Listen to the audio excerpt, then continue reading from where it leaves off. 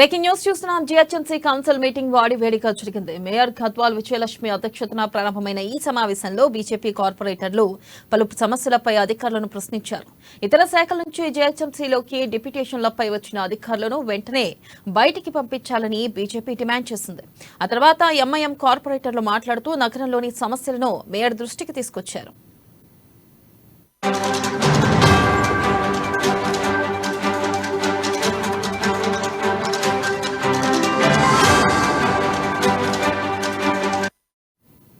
నగరంలో వీధి దీపాల నిర్వహణ చాలా అస్తవ్యస్తంగా తయారైందని, కనీసం ఫోన్ చేసినా అధికారులు రెస్పాండ్ కావడం లేదని మేయర్ దృష్టికి తీసుకొచ్చారు. దీంతో స్పందించిన మేయర్ విధుల్లో నిర్లక్ష్యం వహిస్తున్న అధికారులపై సీరియస్ అయ్యారు.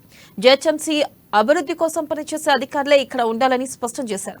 తనకు కార్పొరేటర్లకు ఏమాత్రం సమాచారం లేకుండా జోనల్ సమీక్షా సమావేశాలు ఎందుకు నిర్వహించాలని ఎవరు ఆదేశాలు జారీ చేశారని సికింద్రాబాద్ జోనల్ కమిషనర్ రవి కిరణ్ ను ప్రశ్నించారు.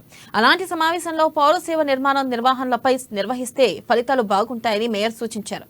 ఆ తర్వాత వీధి దీపాల నిర్వహణపై కమిషనర్ సమాధానం చెబుతూ టైమర్లు సక్రమంగా పనిచేయకపోవడం వల్ల చార్మినార్ వంటి జోన్లలో కొన్ని సమస్యలు తలెత్తుతున్నాయని, వాటిని పరిష్కరించేందుకు కృషి చేస్తామని వివరించారు.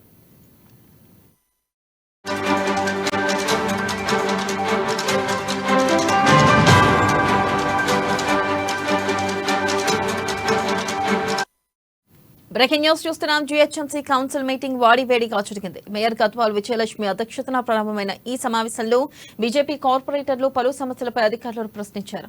ఇక ఇతర శాఖల నుంచి జీహెచ్ఎంసీలోకి డిప్యూటేషన్లపై వచ్చిన అధికారులను వెంటనే బయటికి పంపించాలని బీజేపీ డిమాండ్ చేసింది. దీనిపై మరింత సమాచారాన్ని మా ప్రతినిధి రాంబాబు అందిస్తారు. రాంబాబు,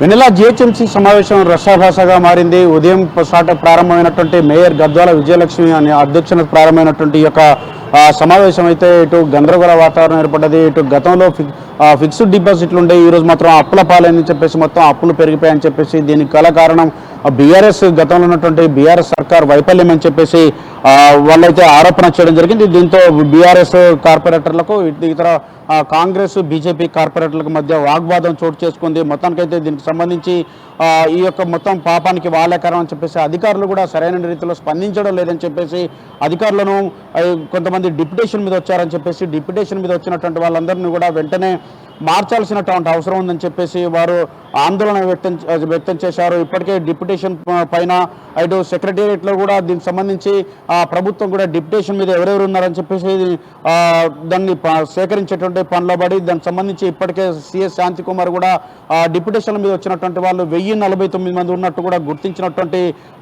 పరిస్థితి ఉండేది. ఈ 1049 మంది అక్కడే ఉంటే ఈ జిహెచ్ఎంసీలో కూడా తీసివేసుకున్నటువంటి చాలా మంది 85 వరకు ఉన్నట్టు కూడా తెలుస్తూ ఉంది. వీళ్ళందరినీ కూడా వెంటనే మార్చాలని చెప్పేసి కూడా వాళ్ళు డిమాండ్ చేసినటువంటి పరిస్థితి ఉన్నది. మొత్తానికైతే ఈ యొక్క ఒకవైపు కాంట్రాక్టర్ సంబంధించినటువంటి మొత్తం కూడా ఇటు బినామీ పేర్లతోటి బీఆర్ఎస్లో కాంట్రాక్టర్లు చేస్తున్నారని చెప్పేసి ఆరోపణలు చేసిన నేపథ్యంలో ఇటు కాంగ్రెస్ సభ్యులకు కౌంటర్ ఇస్తూ ఇటు మినిస్టర్లు కూడా బినామీ అంటే కాంట్రాక్టర్ చేయట్లేదా అని చెప్పేసి కూడా వాళ్ళు కౌంటర్గా బదిలీ చేయడం జరిగింది. దీంతో సభలో ఒక్కసారిగా గందరగోళ వాతావరణం ఏర్పడ్డది.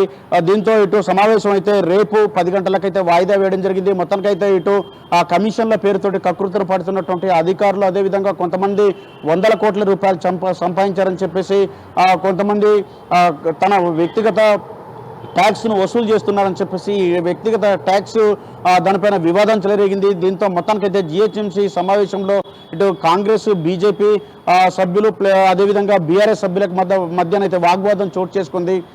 గతంలో ఉన్నటువంటి అంటే ఫిక్స్డ్ డిపాజిట్లు కూడా లేకుండా అప్పులలోకి వెళ్ళిపోయి కనీసం జీతాలు చెల్లించాలనేటువంటి దయనీయమైనటువంటి స్థితిలోకి తీసుకొచ్చారు జిహెచ్ఎంసీని. అదేవిధంగా స్ట్రీట్ లైట్లకు సంబంధించినటువంటి అంశంలో 5,40,000 స్ట్రీట్ లైట్లు ఉంటే కనీసం అక్కడ సిబ్బంది లేకపోయారని చెప్పేసి సిబ్బందిని ఏర్పాటు చేసేటువంటి పరిస్థితిలో జిహెచ్ఎంసీ లేదని 40,000 స్ట్రీట్ లైట్లకు 2 సిబ్బంది మాత్రమే పనిచేస్తూ ఉన్నారని చెప్పేసి విజయారెడ్డి కాంగ్రెస్ కార్పొరేటర్ విజయారెడ్డి నిలదీయడం జరిగింది. మరొక వైపు ఇటు జిహెచ్ఎంసీలో అనేక సమస్యలు పేరుకుపోయాయని చెప్పేసి జిహెచ్ఎం పరిధిలో ఉన్నటువంటి ఏ ఒక్క సమస్యను కూడా పరిష్కారం కాకుండా పోతా ఉన్నాయని చెప్పేసి ఈ యొక్క కౌన్సిల్లో ప్రారంభమైన కంచెను మొత్తం వివిధ ప్రశ్నలతోటి ఇటు జిహెచ్ఎంసీ మేయర్కు బీఆర్ఎస్ సభ్యులకైతే ఇటు విపక్ష సభ్యులు వేసినటువంటి ప్రశ్నలు ఉక్కిరిబిక్కిరి అయ్యేటువంటి పరిస్థితి ఏర్పడ్డది. మొత్తానికైతే దీనిపైన అయితే ఈ యొక్క గందరగోళం నేపథ్యంలోనే సమావేశం అయితే రేపటి ఉదయం 10 గంటలకు వాయిదా వేయడం జరిగింది. వెన్నెల. Thank you.